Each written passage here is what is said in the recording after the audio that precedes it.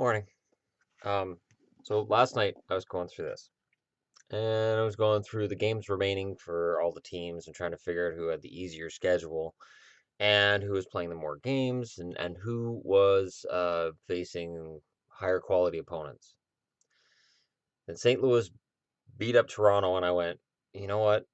This probably isn't gonna do anything more than make me look stupid a couple months down the road. Because I can't look at the schedule and say, well, there's a long homestand here coming up for. Is it Calgary's long homestand? There's somebody has like an 8-game homestand I found last night, and I was like, okay, well that's a good indicator that they'll have a chance. This team has the last 6 games at home, and this one plays. Actually, Calgary's last 6 games are against California, so their record against California is going to directly impact their ability to make the playoffs. But here's the thing: until they play the games, you just don't know. Some teams have better records against the better teams than they have against the teams that are out of the playoffs. So you can't just look at strength of schedule and say, "Oh, well, these guys are going to get in." And the other thing is, and this seems to be happening with both Toronto and Edmonton right now, there's a rookie wall. There is. It's a real thing. It should impact Toronto more than Edmonton. But again, what's happened with Toronto and Edmonton is they were the worst teams in the league and two of the worst teams league wide for a long time. Now they've bounced into a playoff spot, and maintaining that is difficult. Once that All-Star break is over, the games get more intense, the hitting gets harder, and what you're seeing right now is teams are really keying on McDavid, and teams are really keying on Austin Matthews. This is when these guys earn their keep as NHLers, and it's funny because there's been struggles for Matthews lately. And last night, Pekka Rinne shut out Edmonton, and nice to see Rinne on top of his game right now because Nashville needs that if they're going to make a playoff run. And it's like things will often even out. That some of those surprise teams early in the season aren't surprise teams by the end of the season. So, in my attempt to come up with some sort of a determination as to which of the playoff teams currently in the playoffs are still going to be in the playoffs when March rolls around, it gets a little more difficult. This is why when people say, do you think that Edmonton should add at the deadline? Do you think Toronto should add at the deadline? If you're adding, you're a buyer, which means you're selling future assets. And I don't think when you're a young team like Edmonton or Toronto, you should be selling future assets. And when I hear people saying, well, they have tons of, and whether it's forwards, defensemen, goaltending, whatever, all I think in my head is there are so many teams in the past that have looked at their prospect pool and said, well, we don't need that right now. So we're going to ship out a couple forwards and we're going to get a defenseman back because we don't need that forward depth right now. We have a lot of forward depth at the NHL level. And then the next season, something happens. Injuries happen, retirements happen, guys get disgruntled with their team and want out. Whatever happens, and then all of a sudden that same team could be saying, wow, all that forward depth we had in the minors, all the prospects, we could really use those right now. And that's the key. I watched Dallas go through that where they had Roman Turek and he just left, and they had Mike Smith and Mike Smith just left. You look at what they're going through right now with their goaltending. Now, if they just kept Mike Smith to take over from Marty Turco,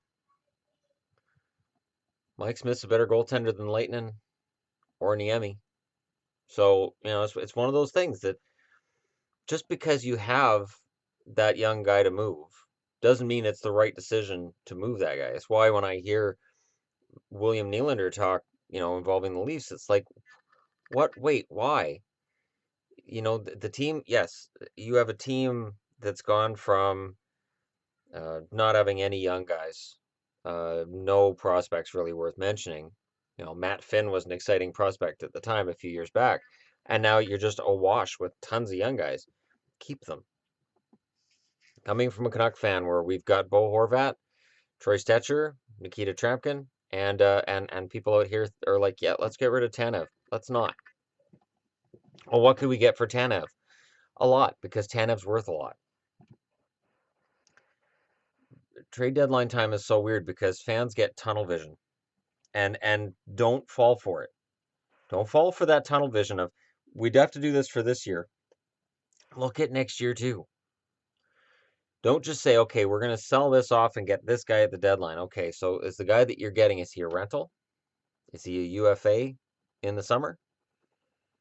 Are you going to come in to training camp in September and go, wow, that guy we traded off for that rental, the rental didn't stay, and that guy looks like he's a top 6 forward for Colorado, Arizona, wherever he goes.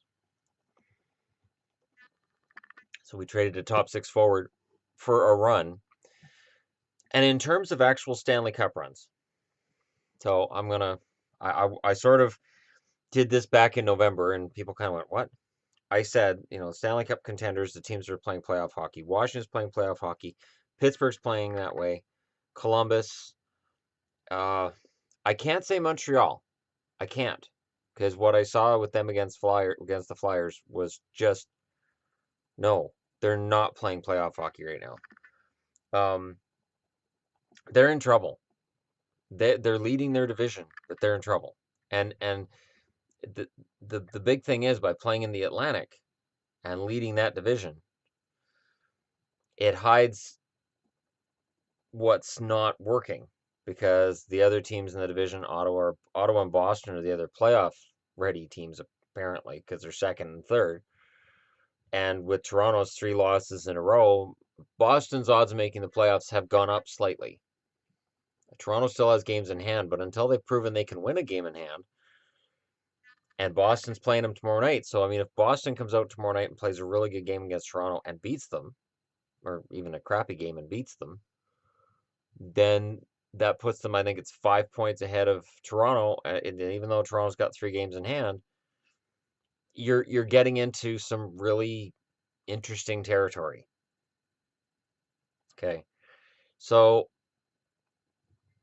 for Boston, they're struggling to do what they're doing and maintain their spot. But while they're clawing and scratching, they're not making up enough space on Montreal to really put any pressure on them when it comes to divisions. So Montreal can just bask in being first. But if they were in the Metro, they'd be fourth. 1 point ahead of fourth place being the Rangers. Or 1 point ahead of the Rangers would be fifth if they were in that division. They're only 1 point ahead of the Rangers. So it may look good. And Montreal fans may say, well, why is he not counting them among the contenders? I honestly think that whoever comes across, and right now it would be the New York Rangers, I think the Rangers would clean Montreal's clock. The Rangers have played some very good hockey. Alain Vigneault, I have issues with Vigneault. I know in the video I made where I talked about the best coaches, I was asked why not Vigneault. And there's a simple reason, and it goes back to when he was coach of the Canucks. You'd watch a playoff series, and you'd be, the Canucks would be doing really, really well. And then there'd be a shift. Team would adapt to what the Canucks were doing, and you'd see the whole series tilt. And Vigneault was never able to tilt it back. And I think back to 2011, and I remember they were up 3-0 in Chicago, and Chicago won Game 4 to make it 3-1. And all the Canuck fans are like, "Well, we would have swept them, but whatever, we're fine." I was scared to death. I was like, "Oh, goody, the shift has happened." And I had Canuck fans saying, "Are you crazy?" I'm like, "No." When an Alain Vigneault coach team experiences adversity, they don't know how to handle it. And that dropped on the Sedins a lot. It dropped on a lot of people on the team. But I would watch as he'd roll out the same lines, and it's like, Vigneault, it's not working. So while the Rangers are playing really well right now, I still see that. In my head, I still see that. And I've watched Rangers teams he's coached, and that same thing happens to the Rangers now. There's a shift. The team they're playing against takes over the series, and he doesn't adjust. He doesn't make the necessary adjustments. Think of it in football. Your defense comes out and plays really, really well the first half. The other team goes in at the half and says, all right, here's what we got to do to break down that defense. So they come out, they break down that defense. The defense coordinator goes, well, I figured that defense out. I don't know. So rather than adjust, rather than make the pivot you got to make to take control of the game back, it just doesn't happen.